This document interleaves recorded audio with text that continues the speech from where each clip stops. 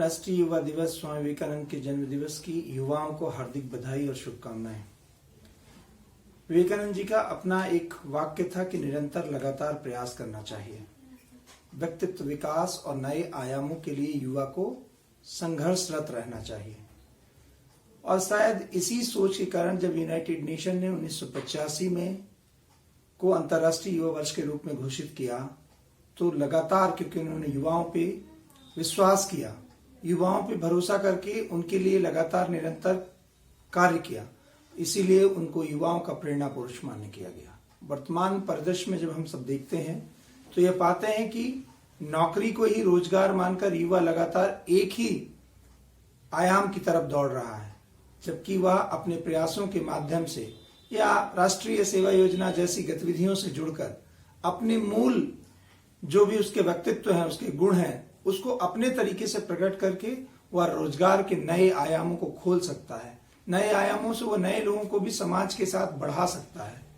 तो मुझे लगता है कि इस युवा दिवस पर हम युवाओं को यह प्रेरणा लेनी चाहिए या यह प्रयास करना चाहिए कि हम राष्ट्रीय सेवा योजना या अन्य युवा योजना में कार्य करते करते अपने व्यक्तित्वों को जिस तरह बड़ा करते हैं, अपने गुणों को अपने प्रभावी तरीके से प्रकट करने का तरीका ढूंढते हैं, उन सभी के माध्यम से रोजगार के नए अवसरों को ढूंढना चाहिए।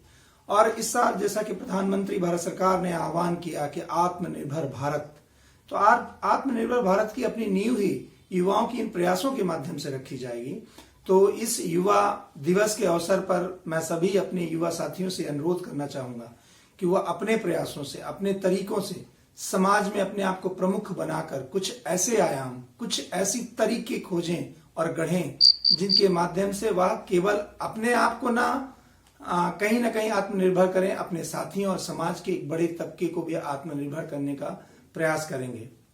और मैं हमेशा की तरह यही कहना चाहूंगा कि कभी भी किसी को लगातार देखकर उसकी फोटोकॉपी ना बनने की जगह उसको उसकी तरह प्रतिकृति न बनने की तरह अपने गुणों को अपनी तरह प्रकट करने का तरीका हम युवाओं को ढूंढना चाहिए। और जैसा कि मध्य प्रदेश और पूरे देश का ये कहना है कि राष्ट्रीय सेवा योजना एक योजना नहीं, एक जीवन शैली, लाइफ स्टाइल, तो उस लाइफ स्टाइल का तरीका आत्मनिर्भर की तरफ तभी बढ़ना चाहिए। और यह जब हम बढ़ेंगे तो नए तरीके से आयामों को गढ़ेंगे, देश को गढ़ेंगे, विश्व को गढ़ेंगे और युवा अपने आप में एक नेतृत्वकर्ता के रूप में उभर कर सामने आएगा। तो आप सभी को युवा दिवस की हार्दिक शुभकामनाएं। और हम नए तरीके से इस वर्ष भर काम करेंगे, नया भारत गढ़ेंगे, नया युवा गढ़ेंगे। जय हिंद, जय भारत।